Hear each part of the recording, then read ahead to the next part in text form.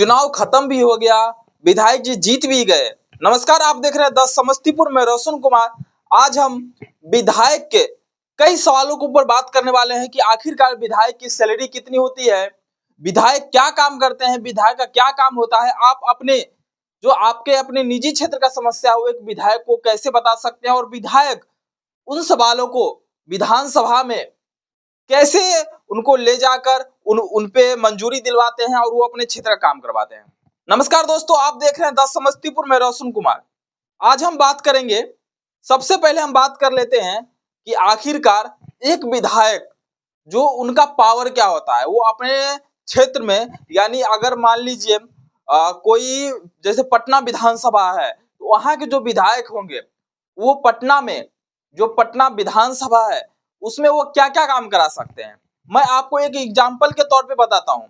पटना विधानसभा में जितने भी खेल के मैदान हैं, इसके अलावा सड़क से संबंधित, नाली से संबंधित, स्ट्रीट लाइट से संबंधित, सोलर लाइट से संबंधित जितने भी सरकारी काम होते हैं वो सब एक विधायक के अंदर में आते हैं। विधायक के अंदर में वो सारा काम आता है। और उनके अलावा जो आप कहते हैं कि इस क्षेत्र में, इस गांव में, इस पंचायत में या इस विधानसभा में कोई अस्पताल है जिसका स्थिति सही नहीं है, वो भी एक विधायक के अंदर में आता है। कोई स्कूल की स्थिति सही नहीं है, हाँ, स्कूल में हेड मास्टर भी हस्तक्षेप करते हैं, वो उनकी रिपोर्ट बना के देते हैं, लेकिन वो अलग चीज है। वो विधायक के पास कहीं ना कहीं बाद में जाता है, लेकिन विधायक डायरेक्ट रूप से उस पर कार्रवाई कर सकते हैं। उस मुद्दा को उठा के डायरेक्ट विधानसभा में ले जाते हैं। अब हम बता देते हैं, अगर आपका घर है, उसके सामने से सड़क खराब है या नाली टूटी हुई है, नाली बनवानी है।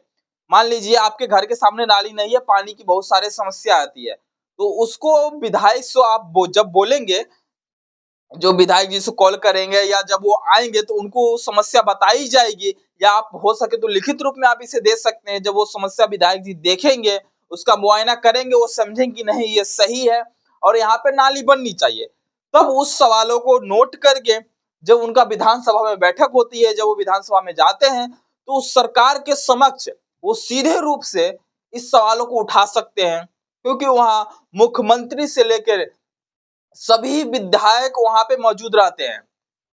वहां पे सभी मंत्री विधायक सभी मौजूद रहते हैं, वहां पे मुख्यमंत्री भी रहते हैं। तो कहीं ना कहीं आपकी सवालों को मुख्यमंत्री के कानों तक ये सुनाई देगी। एक विधायक का ये पावर होता है, आपके लोकल क्षेत्र की समस्या को कहीं ना कहीं मुख्यमंत्री के पास ले जाने का काम ये एक विधायक का होता है। विधायक उस पर सवाल उठाएंगे और विधायक कहेंगे कि यहाँ पे ये जरूरी है और यहाँ पे होना चाहिए, तब वहां से मंजूरी मिलती है। या मंजूरी दिलवाने के लिए वो बार बार विधायक जी वहां दबाव बनाते हैं, तब जाके उस चीज को मंजूरी मिलती है और आपके कार्य क्षेत्र में वो काम होता है। दोस्तों, अब हम बात कर लेते हैं कि विधायक की आखिरकार सैलरी कितनी होती है। आखिर विधायक जी कमाते कितने, बहुत लोगों का सवाल रहता है कि आखिरकार उनकी सैलरी कम होती होगी या ज्यादा होती होगी, या वो बहुत ज्यादा होती होगी जिससे बहुत ज्यादा अमीर हो जाते हैं। तो मैं दोस्तों आपको सीधा सीधा बता देता हूँ, एक विधायक जी की सैलरी अमूमन लगभग के हिसाब से मैं बता रहा हूँ, जो बिहार में है वो 40,000 रुपए होती है लगभग। उसमें बहुत सारे भत्ता जुड़े होते हैं, जैसे मकान भत्ता हो गया, स्वास्थ्य भत्ता हो गया, गाड़ी भत्ता हो गई, बहुत सारे ऐसे चीजें होते हैं जिनको मिलाकर वो पैसा करोड़ों में चली जाती है। अगर कहे तो हम एक आपको अनुमान के मुताबिक कहे तो साल का दोस्तों लगभग 3 करोड़ रुपया होती है, जो सब मिला के उनको दिया जाता है फंड के तहत। एक भत्ता के तहत उनको 3 करोड़ रुपया साल का दिया है, जिसमें वो सब बहुत सारे सामाजिक कार्य भी कराते हैं, उसमें भी उनका और बहुत सारे भत्ता का भी जुड़ा होता है, सामाजिक कल्याण के लिए भी उनको पैसे दिए जाते हैं दोस्तों। लेकिन अब सबसे बड़ा सवाल आता है कि विधायक जी आखिरकार, कोई बोलते हैं कि विधायक जी ने पैसा घोटाला कर दिया, विधायक जी को पैसा यहाँ से मिला, वो घोटाला कर दिया। दोस्तों, मैं यहाँ पे एक चीज आपको बताता हूँ, आखिरकार घोटाला कहाँ पे होता है। जब विधायक जी को मान लीजिए आपके क्षेत्र में, आपके विधानसभा में या आपके पंचायत में सोलर लाइट लगाने के लिए एक योजना आई, जो बिहार में अभी फिलहाल लगा भी है, आप देखेंगे बहुत सारे ऐसे पंचायत में लगा है। अगर सोलर लाइट लगाने के लिए उनको पैसा आता है, तो वो पैसा वो डायरेक्ट रूप से नहीं रखते हैं, वो पैसा विभाजित होता है। जो एक विधानसभा में जितने पंचायत रहते हैं, जितने प्रधान वहां के मुखिया रहते हैं, उनको कहीं ना कहीं वो काम सौंपा जाता है, वो काम करते हैं। तो वहां पे कुछ विधायक जी भी रख लेते हैं, वहां पे उसके बाद मुखिया जी के पास आता है, वो भी कुछ पैसा रख लेते हैं। इस तरीका से घोटाला होता है। सड़क में भी इसी प्रकार होता है। तो कहीं ना कहीं हर चीज में जितना भी फंड आता है, हर चीज में वो कहीं ना कहीं मैं सबका बात नहीं कर रहा हूँ, सब ऐसे नहीं होते हैं, लेकिन कोई कोई ऐसे होते हैं जो इस प्रकार के घोटाला करते हैं। दोस्तों अब हम बात कर लेते हैं कि अगर आपके खुद का पर्सनल अगर कोई कागजी काम में कोई ऐसा समस्या आती है, या कोई आपको सरकारी फंड आती है जिसमें आपको पैसा नहीं पहुंच जाता है, वो भी कहीं ना कहीं विधायक जी का ही कार्य क्षेत्र में आता है। वो प्रधान भी देखते हैं, जो गांव के मुखिया होते हैं वो भी देखते हैं, वो विधायक जी के क्षेत्र में आता है। कोई स्कूल है, स्कूल टूट गया है या उसको जर्जर हो चुकी स्थिति, वो भी विधायक जी के क्षेत्र में आता है। सड़क, नाली, बिजली, पानी, पानी की भी समस्या है, वो भी उनके क्षेत्र में आता है। तो आपके कार्य क्षेत्र में लगभग जितने भी काम हैं जो सरकारी के हिसाब से रहते हैं, वो कहीं ना कहीं सभी विधायक जी के क्षेत्र में ही आता है और विधायक जी ही उस पे काम करवाते हैं। लेकिन अगर आपके गांव में समस्या है तो आप किनको बोलेंगे? मुखिया जी को बोलेंगे। वो कहीं ना कहीं वो विधायक जी को लिखित रूप में देते हैं। एक विधायक का इतना पावर है कि वो आपके सवालों को डायरेक्ट मुख्यमंत्री के समक्ष प्रस्तुत करता है। ये होती है विधायक की पावर। और सबसे बड़ी बात, विधायक किन कामों में दखल अंदाजी नहीं कर सकते हैं। मैं तो आपको बता दिया कि विधायक जो है वो बहुत सारे अपने कार्य क्षेत्र में काम करते हैं। कोई भी समस्या होता है, हाँ, बहुत सारे ऐसे सवाल होंगे कि विधायक को हम कॉल कैसे करें, विधायक जी का हमारे पास नंबर नहीं है। दोस्तों एक वेबसाइट है, उसका मैं लिंक आपको डिस्क्रिप्शन में दे दूंगा। उस लिंक पे क्लिक करने के बाद आपको डायरेक्ट विधायक जी का नंबर मिल जाएगा। वहां पे आप अपना क्षेत्र चुने, अपना जिला चुने, अपना विधानसभा क्षेत्र चुने, और वहां पे जो भी विधायक होंगे वर्तमान में, उनका वहां पे कॉन्टेक्ट नंबर मिल जाएगा।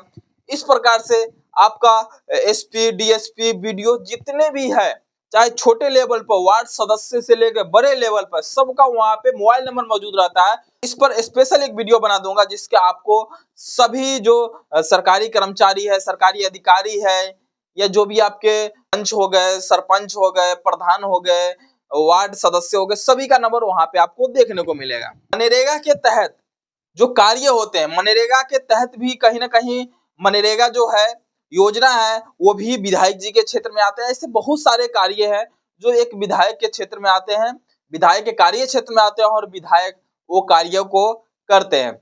अब सबसे बड़ी बात हो गई दोस्तों, एक विधायक का आखिरकार जो ये पावर की बात मैं किया, जो एक विधायक का कितना पावर रहता है, और इस विधायक जी का कहाँ काम नहीं हो सकता। मान लीजिए आपको कचहरी में कोई समस्या आ गई, तो वहां पे आपको विधायक जी काम नहीं करेंगे, क्योंकि वो कहीं ना कहीं एक न्यायाधीश के अंदर में चला जाता है।